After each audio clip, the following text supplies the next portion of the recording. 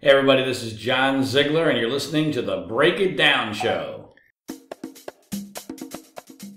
And now, the Break It Down Show with Jon and Pete. You are indeed with our special guest, Jon Ziegler. Jon, your show that you did with us before, and for our listeners, it's worth it to scroll back and get caught up and listen to the Jon Ziegler episodes. It's a two-part episode because we asked you for an hour of your life, and by the time we were out of there, I think we had captured just shy of 2 hours, and we couldn't edit out 1 second of what we had done because it was such, it was... You guys did a great job with that. That was a lot of fun. Well, thank you, but...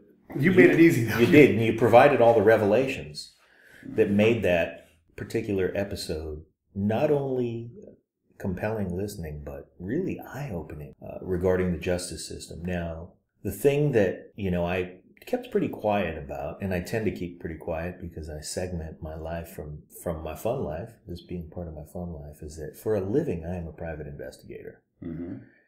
And so I was and I do a lot of criminal defense. Mm-hmm. So I was being a private investigator as I tried to sit quietly and listen to you. And believe me, it was hard work to sit quietly and listen to you. And I know I didn't do it the whole time because I wanted to,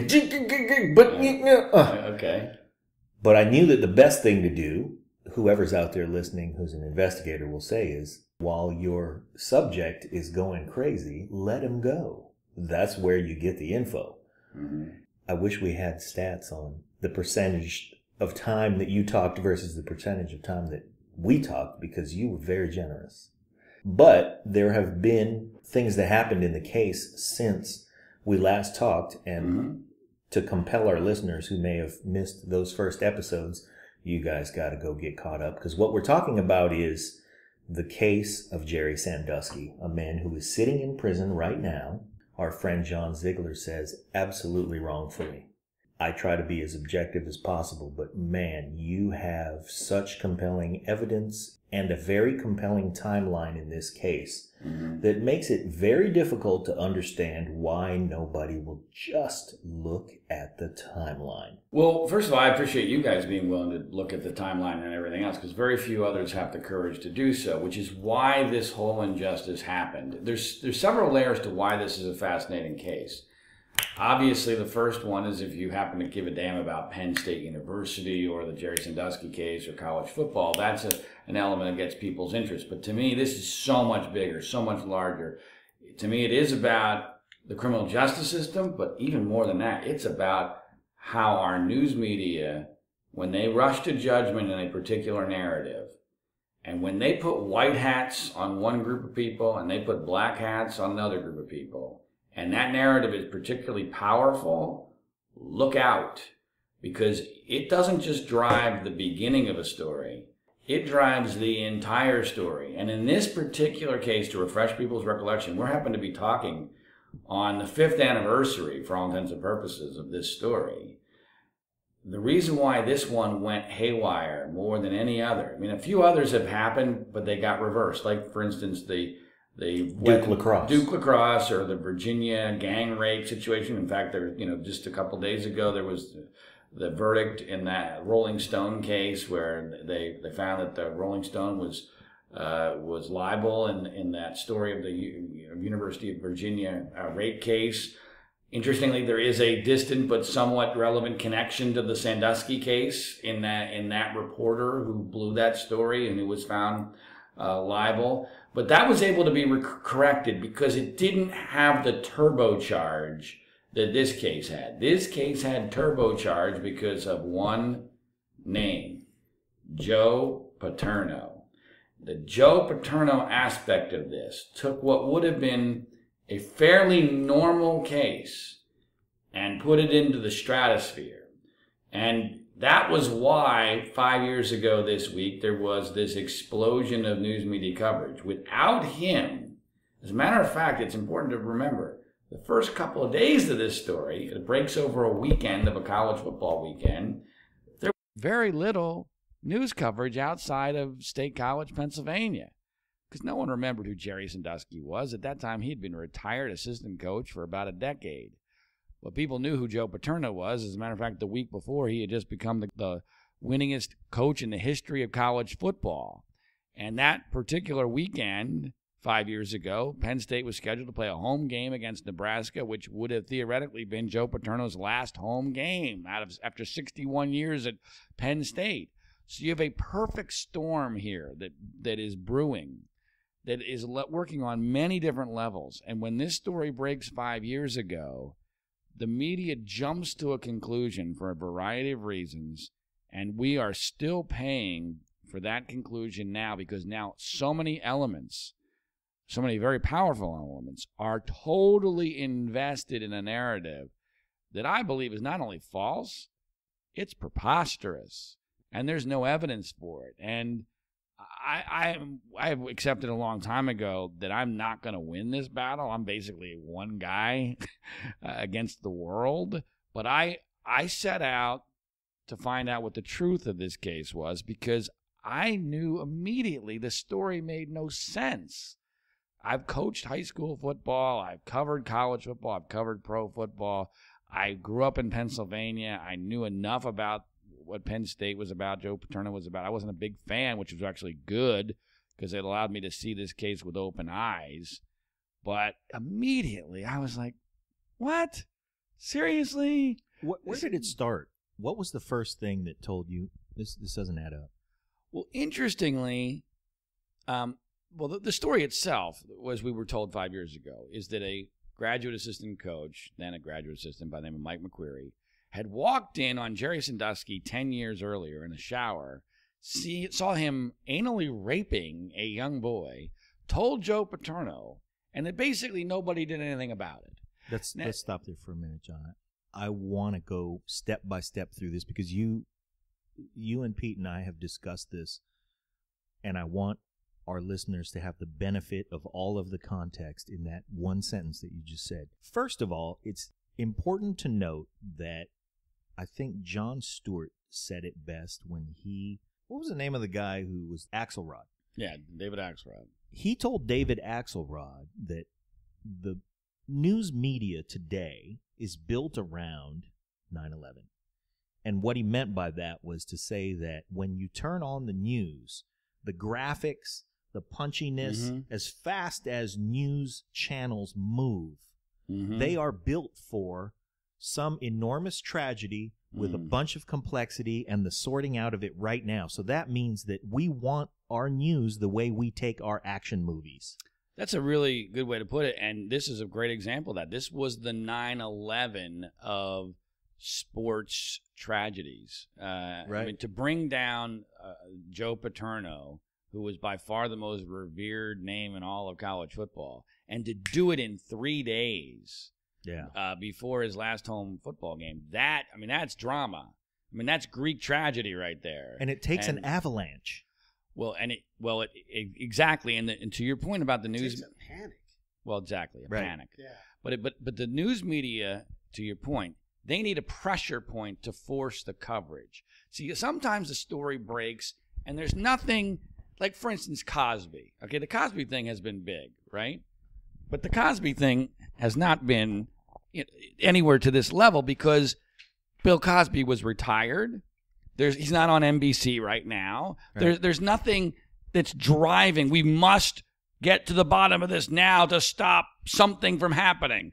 Well, the something from happening was Joe Paterno basically having a pep rally for a pedophile protector at home in a home football game on national TV on ESPN. And ESPN, by the way, I say this all the time, but it's important to remember this. That week 5 years ago was about as slow a sports week in November as you're ever going to find. The NBA was on strike. Baseball had just finished. No one cares about hockey. Football is in its finished lull, kind of mid-season lull. So this was, and during football season, ESPN it was in the sweet spot for basketball, and there was no basketball. Right. There's no NBA. College basketball hasn't really started yet. I mean, so and ESPN during football season has not much to talk about from Monday till Saturday. So the reality is that there was a lot of elements to the perfect storm here, but no question that what you just said there about what Jon Stewart mentioned played a huge role in this. The news media is always looking for something that we've never seen before. It's got to be bigger. It's got to be more dramatic. It's got to be more amazing. And this story immediately sounded like, holy shit, what the hell's going on? And not just is what the hell's going on, but going on at an institution that had been revered for its ethics. That was another part of this. And by the way, a minor element of the news media's glee over this story, and I'm a political conservative, Joe Paterno was a squeaky clean, some would say sanctimonious, I don't believe that, but the media looked at him like that, as a sanctimonious, squeaky clean Republican conservative who ran an incredibly above-the-board program. For the news media to be able to tear him down, there was some extra glee. They were thirsty. Yeah, there was some extra glee involved in that. Absolutely. If this had been the coach at a program, that wasn't revered and that didn't put themselves up on a pedestal, I don't think there's the venom that there was in this one. We're talking about a guy whose statue was already sitting in front of the stadium. Right. He's alive, he's coaching, and he's already got a statue in front of the stadium. It's not there anymore, and I doubt it'll ever be put back, even though it should be, but that was part of the whole passion play here. It was almost a literal, he was already dead at that point, but the taking down of his statue, I mean, even they put over the face almost like they were putting the statue in the guillotine or they were hanging the statue. I mean, it was all so Greek tragedy, and every bit of it was driven by emotion, not by facts, not by logic, and so to answer your question more directly, the first moment I realized there was a problem, and this is going to sound weird to people, one of the attorneys for the administrators who got charged, a woman by the name of Caroline Roberto, I believe it was 5 years ago yesterday. I think it was the 7th of November. She held a press conference. Now, lawyers hold press conferences all the time saying their clients are innocent, but she was the attorney for the athletic director at Penn State named Tim Curley, who was integral in this whole story. And she didn't just say Tim Curley was innocent. She was off the charts, like I thought her head was going to explode, that this is outrageous, this is insane, this didn't happen. And I'm thinking, okay, wait a minute. This woman believes what she's saying. This is not a lawyer who's just simply going through the motions, hey, let's reserve judgment and all that kind of stuff. So the idea that so if there wasn't a cover-up, then something's amiss here, because if this happened and nothing occurred, there's got to be a cover-up. So there's either a cover-up or there's not. And I'm not a conspiracy person. I believe conspiracies are very, very difficult to pull off because people aren't that good at them. They're not that smart. And especially in this day and age where we've got the internet and everything leaks out eventually, whether it's true or not.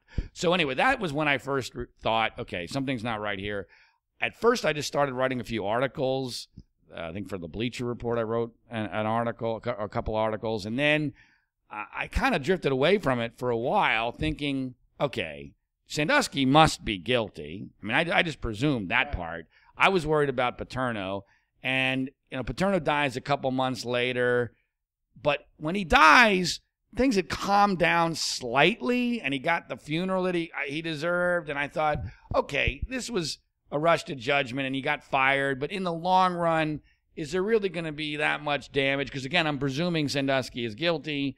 And, so there was some collateral damage, and that sucks, and it's unfair. But it looked to me as if there was still hope for Paterno's legacy to be restored. But then a whole series of dominoes fell after that in what I refer to as everyone covering their ass phase of this. And when that leads to the free report, Sandusky gets convicted, the free report comes out, the NCAA levies all these insane sanctions, the statute comes down, the settlements by Penn State get paid out for $100 million. And by the way, still to this day, we're having repercussions occur because of those dominoes. So once that narrative is accepted, and everyone in charge has a huge self-interest to accept it, including the news media, now, it's basically trying to, erase something that's been drawn in granite. I mean, it's almost impossible. Don't blow past the point. Yeah, hold on a second. Yeah, $100 million. Well, yeah, that's key. Well, let's just take a beat for a second. I really appreciate that summary of things that have happened, but we really want to slow down, take a step back, and talk specifically about the incident that I believe was the media's tipping point, which was the Mike McQueary incident. Right. Exactly. And that's the essence of the whole case. It is everything. I mean, everything flows from the McQueary episode. Right. And I mean everything, including the investigation. And you guys will appreciate this as investigators. I am convinced to this day, I mean, everything about this case is upside down. Everything. But one of the most absurd elements of Joe Paterno getting blamed for all this is I am totally convinced that if investigators, after having come to Mike McQueary 10 years after this alleged incident occurs and say to him, hey, Mike, we've heard you might have seen something with Jerry Sandusky in a shower. What did you see? And I believe they manipulated him into saying he saw something that he didn't actually see. If at that point they go to Joe Paterno and Joe Paterno says, what? What are you talking about? I don't remember anything like this. That doesn't jive with what Mike told me. What are you talking about? He's the most powerful and respected man in the state of Pennsylvania. If that was Joe Paterno's reaction at the age of 84 years old, which, frankly, any 84-year-old is not remembering exactly what he told somebody or was told in a 10-minute conversation, as busy as Joe Paterno is 10 years earlier. If that had been Joe Paterno's reaction, I am as positive as I can be, not having been there at the time, not obviously been involved in the investigation. Having looked at it for 5 years, I'm positive Jerry Sandusky never even gets arrested. Yeah. Because if Paterno's not backing up McQueary, nobody else is backing up McQueary. The athletic director I've already mentioned doesn't back him up. The head of the campus police doesn't back him up on what he says.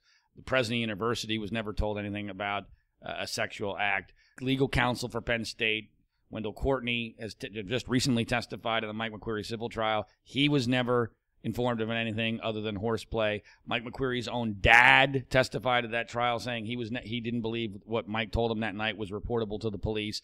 Dr. Dranoff, who was in that conversation with Mike McQueary and his dad, said the exact same thing, and he was a mandated reporter for child sex abuse as a doctor. So nobody backs up Mike McQueary except... Stop right there. Yeah. Except... Joe Paterno, and he does it, I believe, out of fear of his own memory not being true at the age of 84. Right. He's very insecure about his memory, and he's very loyal to his guys. Mike is one of his guys. Mike is not just his assistant coach. He quarterbacked for Joe at Penn State. He's an assistant, and he's not just any assistant. He's the assistant that at that time, people forget about this, Joe is effectively a figurehead football coach head coach at that time. He's not really running the program. And when you just look up pictures, Google pictures of Mike McQueary and Joe Paterno on the sidelines. Mike is Joe's only conduit to what's happening on the field. Joe's not even wearing headphones. It's Mike who wears the headphones and occasionally will take off the headphone to listen to what the hell Joe is saying to him, put it back on. I believe he's almost kind of pretending to listen to Joe. That's the level of trust that Joe has in Mike. And so because he's a loyal guy to his own players and his own coaches, and because of their relationship, I don't think it even occurs to him that Mike could be wrong about this or mistaken or saying something that's not true. However, let us say this. The incident that we're talking about and the details behind that incident before we blow past them are that Mike McQueary wandered into a locker room at Penn State and witnessed the rape of a child in the shower. That's what was reported 5 years ago as we speak. Interestingly, Mike has never testified to that. And as a matter of fact, in this most recent civil trial that I'm sure people have read a headline about, because Mike got $7.3 million, which I know we're going to talk about. It's unflippin' believable that he getting anything out of this. But in that trial, there was an email that was presented, which in a rational world would be earth-shattering to the narrative of this case. And if we had known about this email 5 years ago, Joe Paterno doesn't get fired. Mike immediately wrote an email to the Attorney General's office of Pennsylvania after the presentment came out. People need to remember, the report of that anal rape came from a leaked grand jury presentment. It's a 23-page document that might as well be dog shit. I mean, that's what a grand jury presentment document is. It's the prosecutors trying to trump up their case as much as they possibly can, and it was never supposed to be made public. For folks who are unaware of the process, is really, as you describe it, this is the DA seeing what in the fuck will stick. Right. And they throw everything at the wall to see what will stick in this grand jury presentment. Exactly. And what shakes out is typically what the charge looks like. Right. And so in that presentment, they say Mike McQueary witnessed anal rape, which is obviously horrendous, sounds horrific, and would blow anybody's mind. It is horrific. Let's talk about why it's horrendous, though, and why it's so do we really damn need to? Unbelievable.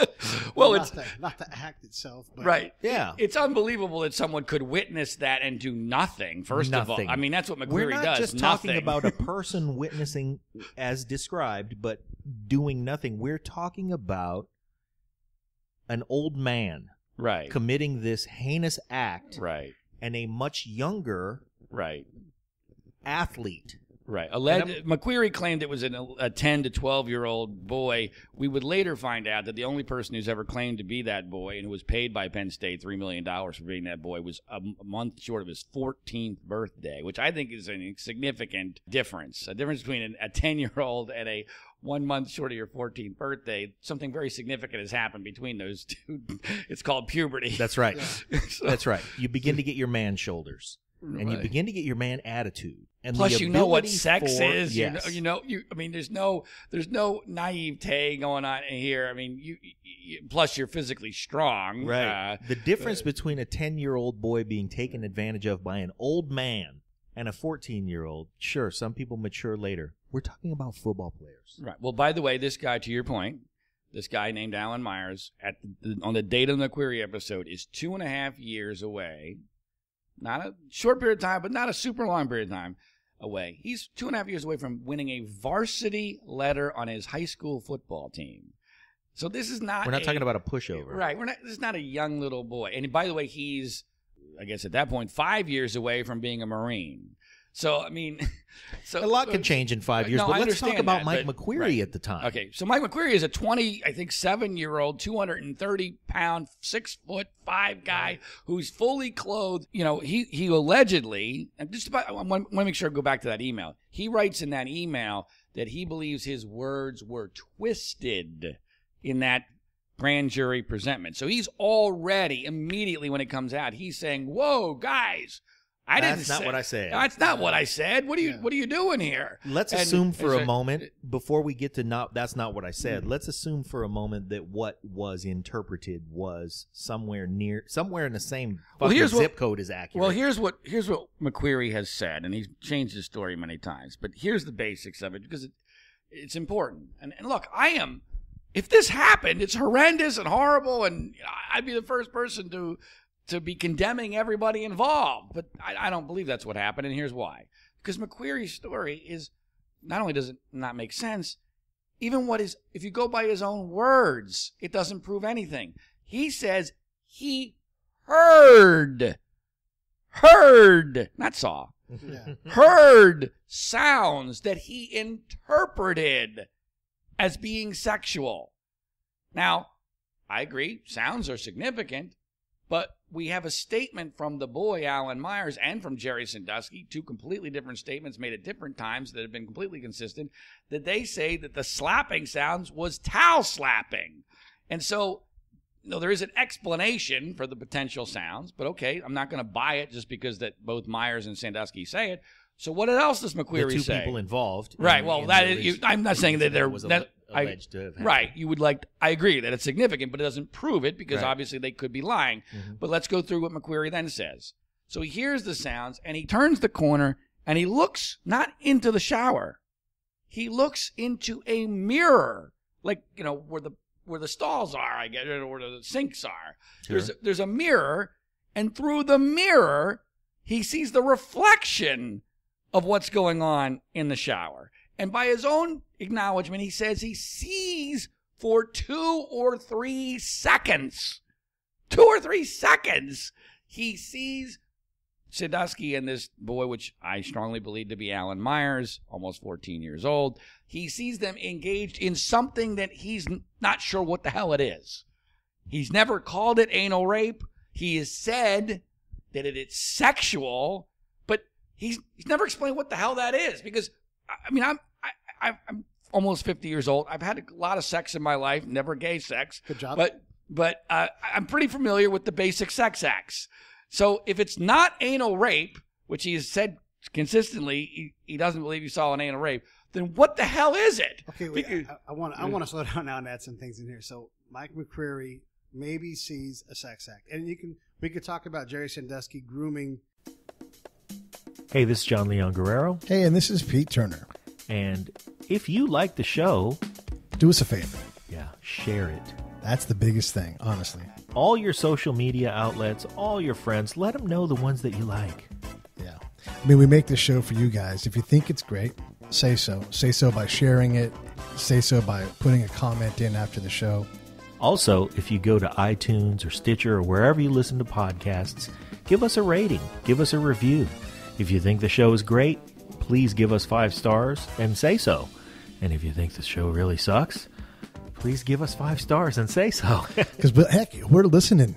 That's right. You can't be more approachable than us. We want to make the show better. If there's something that we're missing, let us know. That really is how you help us. That's right. Tell us all about it. Thanks for listening. And now, back to the show.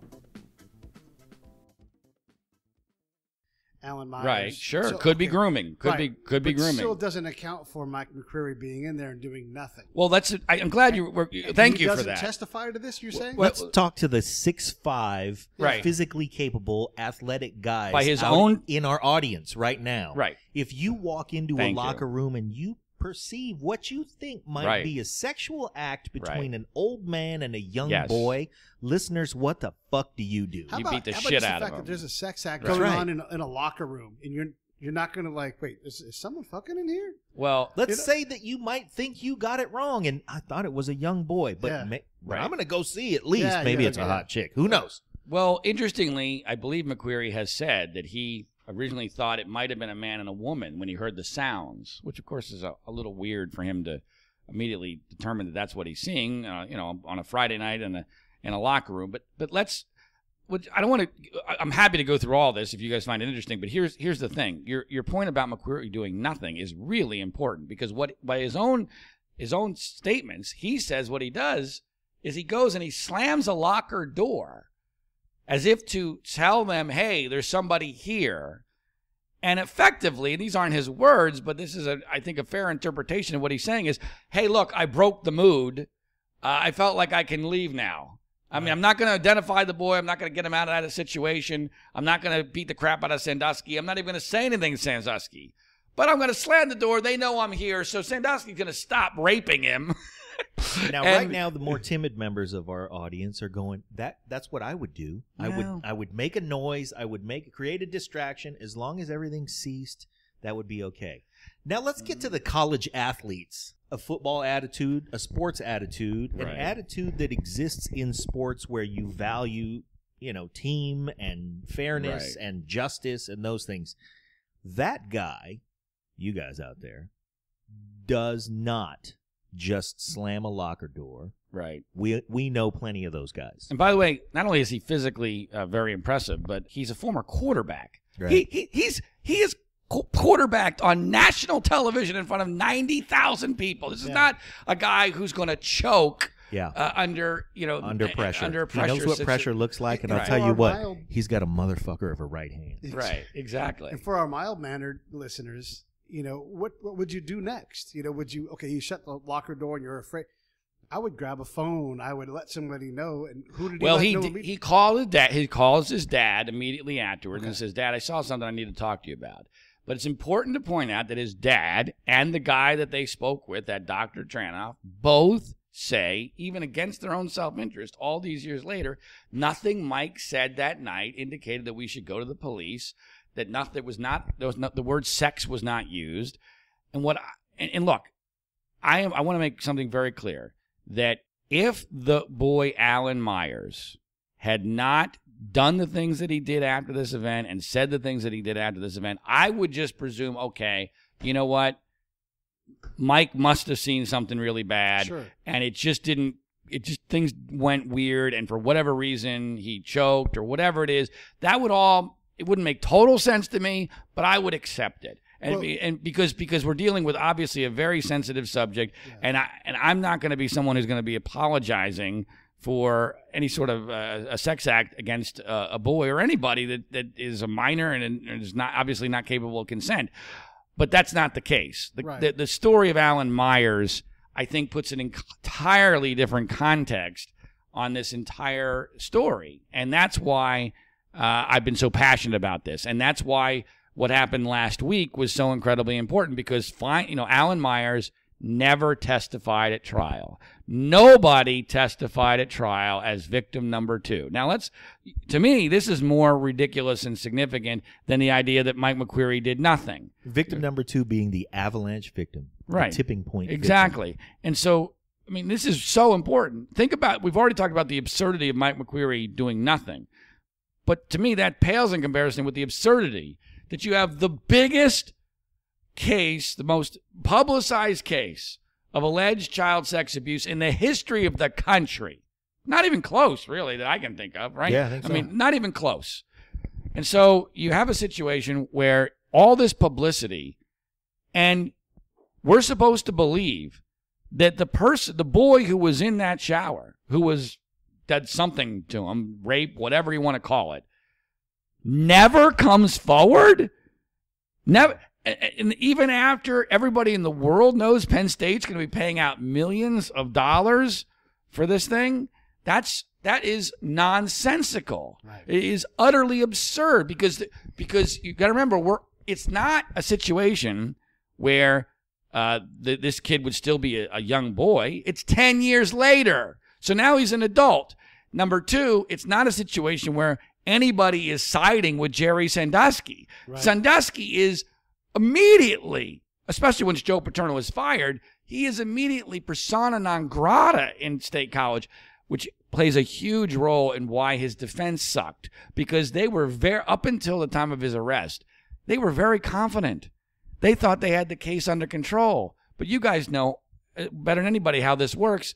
When you become toxic, all of a sudden the people that were going to testify on your behalf won't even answer your phone calls. Start disappearing fast. It's amazing. And who wants to represent you? Well, interestingly, I'm of the belief, and I've been through a lot of situations that are similar to this. Not a lot, but somewhat similar situations. And I've talked to a lot of attorneys about this phenomenon, and almost all of them agree with this, that the innocent guy is the most difficult to represent, because they don't understand the trouble they're in. Right. And they think, well, I didn't do anything, so I don't.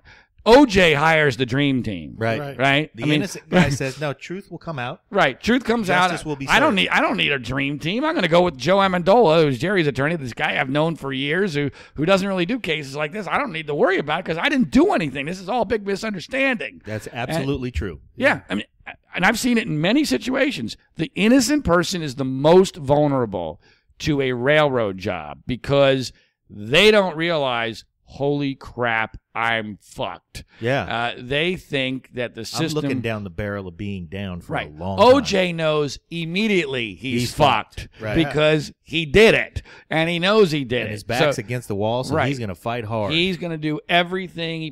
Interesting.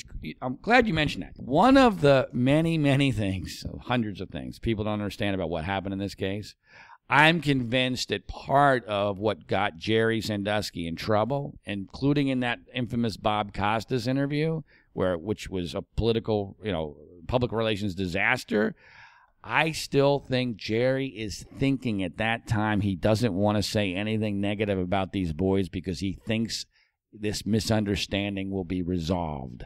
And he's so bizarrely and naively caring about them that he doesn't go on the attack and search and destroy them. He's thinking this is all going to get fixed, and I love these kids, and this can't all be really happening. And we're all going to coexist in State College after this is done. As a matter of fact, to my point, about a week or two before the trial, he tells his attorney, Joe Amendola, he says, Joe, can't I just talk to these guys and figure out what's going on here? Yeah. And Joe's like, Jerry, you have no fucking idea how screwed you are. This is, yeah, you are in big trouble. He had no idea, none, because he is, and I've gotten to know him very well, he is super naive, super Christian.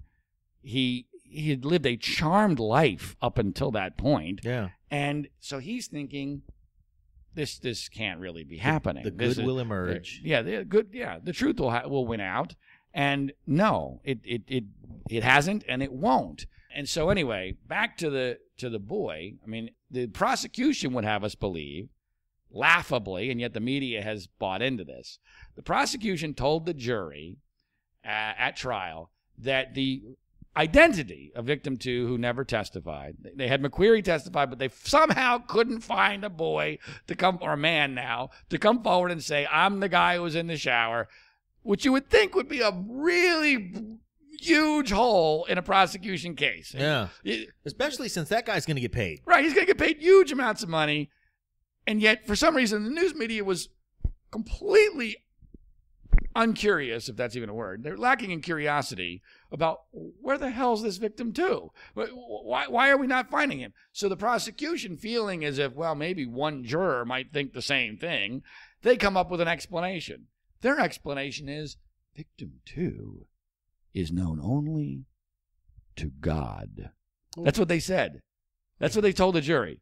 Victim 2 is known only to God.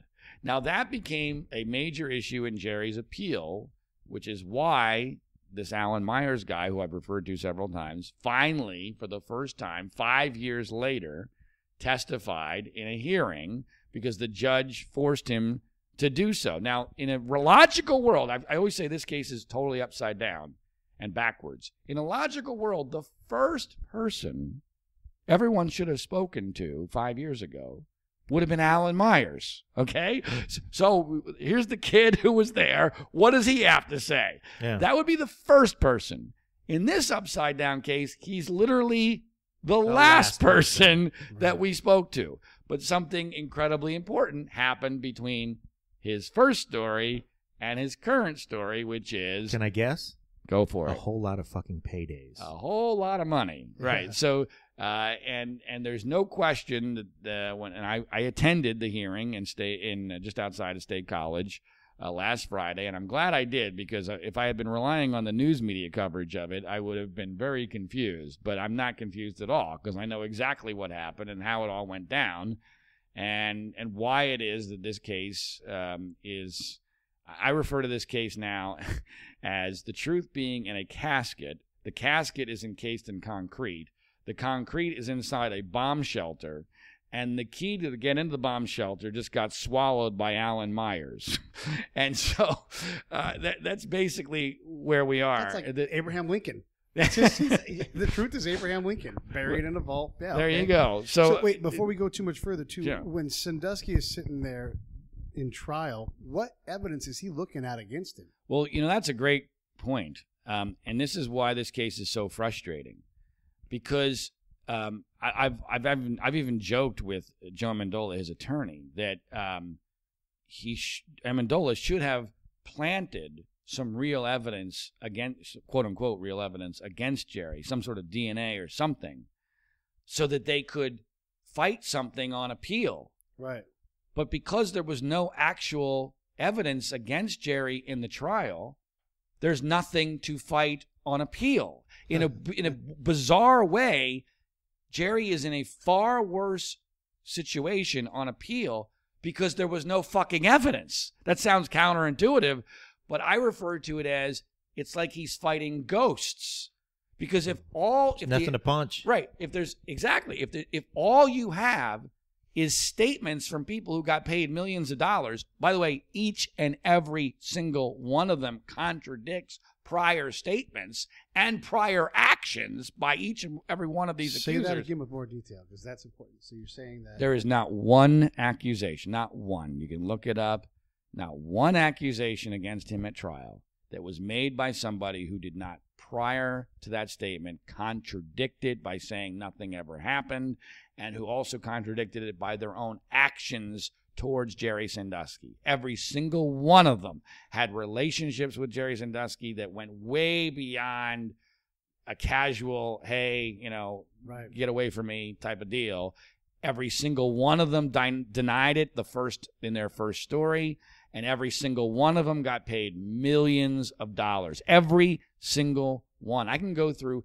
There were 8 people who testified at trial. Well, hold on. Before you go through, let me just back up one more time and make sure I understand what you're saying. You're saying that every victim that got paid started with one story. Yep. And changed their story. Every single one. Once the possibility of getting paid became a reality. Well, that's a supposition. I think it's a logical one.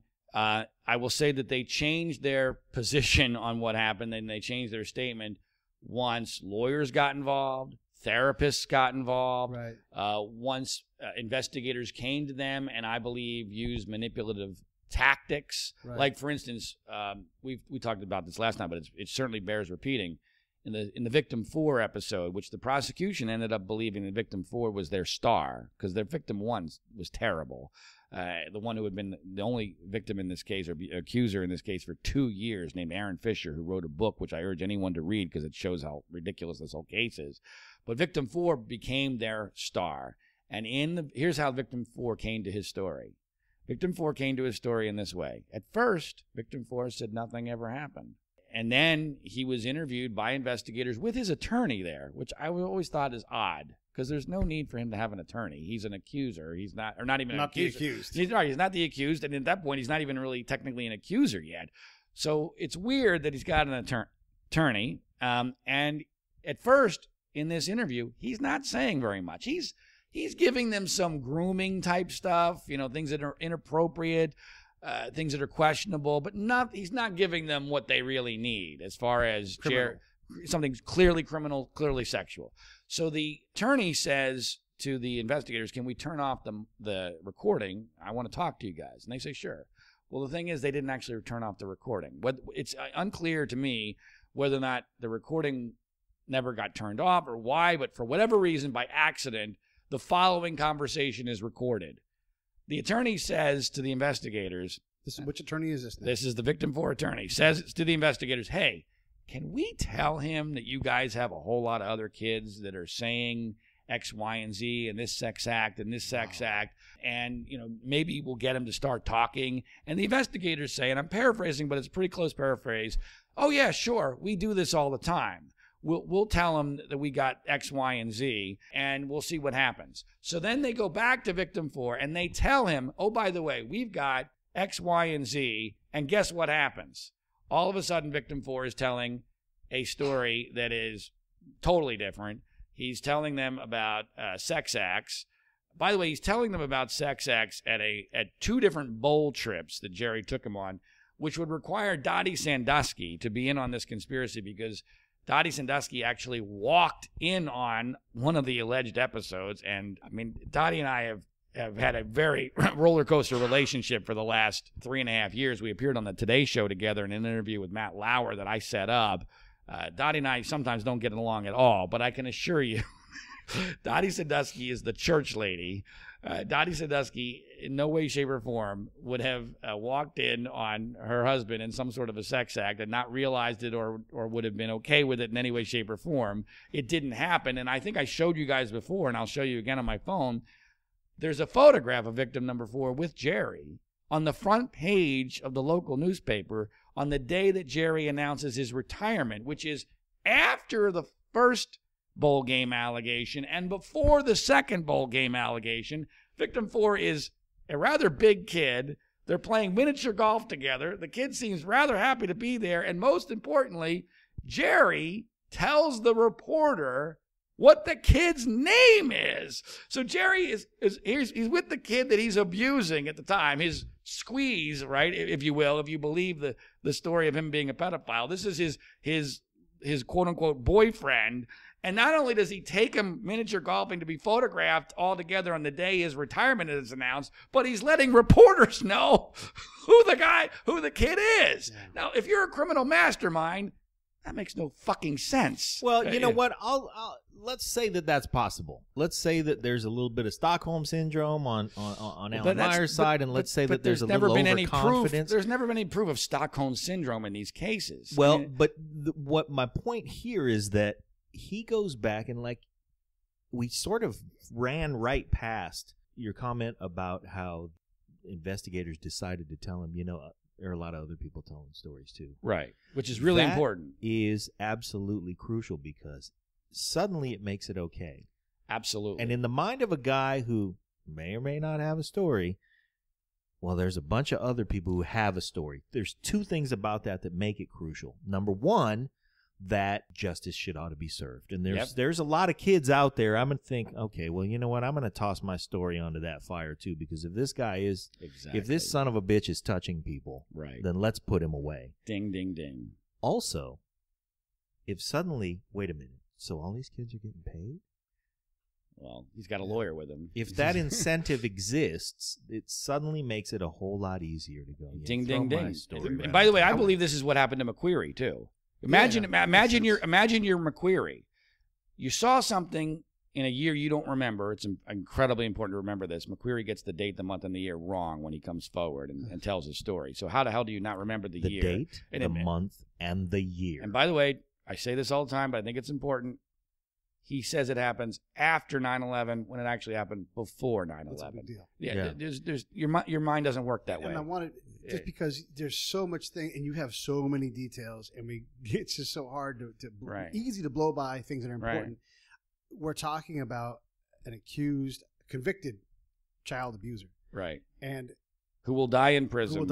So take that and suspend that for a second, not to justify any part of that, but imagine this is you. The listener fighting for your life, and there's a school about to pay all of your victims $100 million. Right. They're all going to hire a great lawyer because the lawyers are going to get paid. Oh, huge. And you've got therapists, and it's not that they're trying to do this on purpose, but there's a lot going against you. And the police are now stacking the deck on top of that. And you said something important. Not that they're trying to do this on purpose. I believe that this became the search for the Loch Ness Monster. And that if you believe that there's a Loch Ness Monster, and everyone wants to catch the Loch Ness Monster, and you think you're helping catch the Loch Ness Monster, and by the way, it might help you monetarily, why not? Yep. And by the way, pitchfork, everybody. Grab a pitchfork. Thank you. And so McQueary is in the same boat as victim 4. Sure. McQueary thinks he saw something weird that bothered him 10 years before, even though he thinks it's 9 years before. And so investigators come to him, and they, I'm sure, tell him, we got a kid, Aaron Fisher, who we've been investigating his case for 2 years. He's been saying that Jerry's been engaging in sex acts with him. Can you help us? That has got to blow McQueary's mind. And by the way, you know what the proof of this is? McQueary's own testimony. This isn't just John Ziegler making stuff up. In December of 2011, McQueary says in a preliminary hearing, I told people around the program that Jerry shouldn't be around the lockers. Now that sounds like powerful evidence that McQueary knows he saw something horrible. Except on cross-examination, he's asked, did you start saying that to people before or after investigators came to you in late 2010 and told you about this child sex abuse investigation? And then McQueary on cross-examination acknowledges, yeah, it was after. Now, what does that tell you? McQueary got his mind changed about what happened. His mind has to be changed because the school is in trouble because of how they handled the case and their lack of action to dealing with it. Am I correct in saying that? Well, at the time of that testimony, Paterno has already been fired at that point. Yes. Right, but I mean, the reason why they're paying hundreds of millions of dollars is because they didn't do a good enough job in stopping or more important, I think directly, they want to pay off everybody to make this go away and to show the media that they get it and that they're basically self-flagellating, taking blame for things that they didn't do and probably never happened. Right, but Mike McQueary doesn't have an insurance policy to cover $100 million, so he's got to find his own insurance policy. That's true, and he found it. I mean, he found it. So anyway, we're getting back to the victim 4 story. So victim 4 tells a completely different story, as is everybody else in this case. There's not one kid. If there was even one, guys, If there was one who told a story, you don't even need to tell it the first time. But it would help if you gave a heads up to somebody contemporaneously.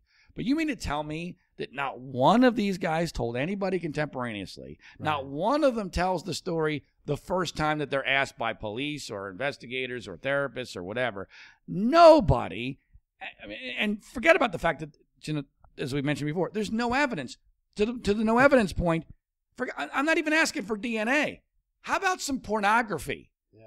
Anywhere. Anything. Not a shred. In this day and age. Yeah. In this day and age. Is that even possible? Is there a serial child rapist that doesn't have? Please, in all seriousness, please show me a case. I'm not an expert on this. I would love to see a serial pedophile with not a shred of pornography found anywhere in their house, on their computer, in their emails.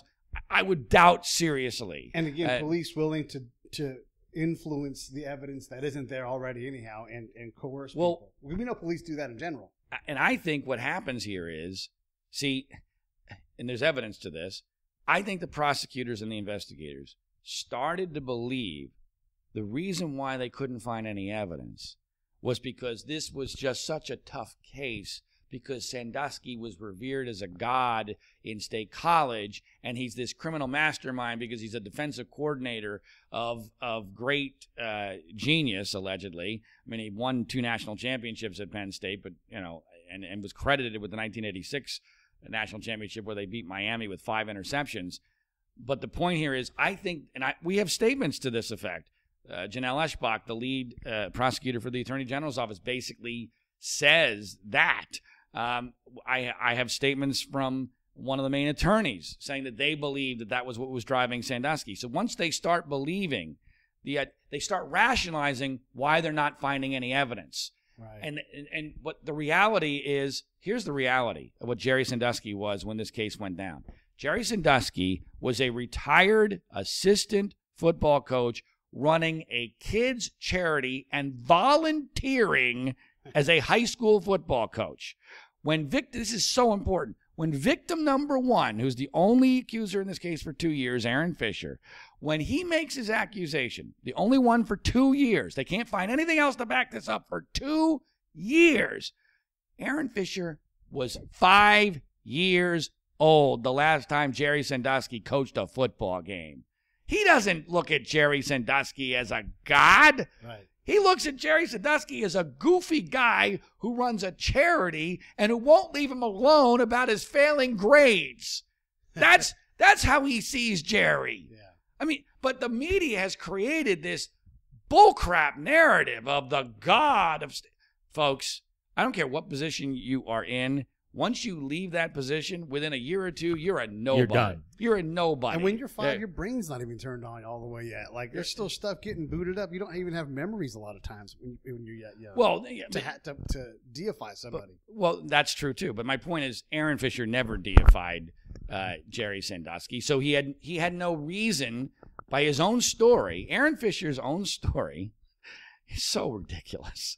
His own story is that from the ages of 12 to almost 15, this is not his first story. This isn't even his second, third, or fourth story. This is the story he eventually told at a trial, which was totally different. His story is that from the ages of 12 to almost 15, he was abused by Jerry Sandusky in Jerry Sandusky's home almost all the time, 100 times. 100 times. As a, by the way, a competitive wrestler, a competitive track star, a guy who is no wallflower, a guy who, on the record, I've spoken to 12 different people. I haven't released all of them. I've released about 8 or 9 of them. 12 different people. Here's what I have on the record about Aaron Fisher. I have his buddies that were his school buddies at the time in which this happened. They're positive he's lying. It's not even close. I mean, these are close buddies of his, one of whom was a sex abuse victim themselves. So I got about 3 or 4 of those. I got the 2 kids that almost died in a car accident when Aaron Fisher was driving the car. By the way, in Aaron Fisher's book, he laughably tries to blame the car accident on Jerry Sandusky trying to kill him, which is just really flat out bizarre. It was clearly Aaron Fisher's fault. He was speeding in an old jalopy, and frankly, he was lucky to live. This whole case would have been very, very different if things had gone differently in that car accident. But I've spoken to girlfriends of his. I've spoken to members of his immediate family, aunts. I've spoken to the parents of friends of his. I've spoken to his next-door neighbor extensively for hours. When I'm talking about next-door neighbor, I'm talking about this is welfare housing. They're basically living in the same frickin' house. I've spoken to all of the other neighbors in that neighborhood. I've spoken to the people who sponsored the rally for Aaron Fisher when his book came out to support him.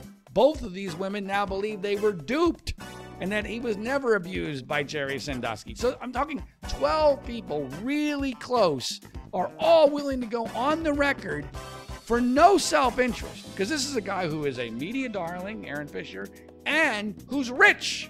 He's the richest guy in the neighborhood now. Yeah, he's been enriched. Right. So there's no reason to go up against him. None.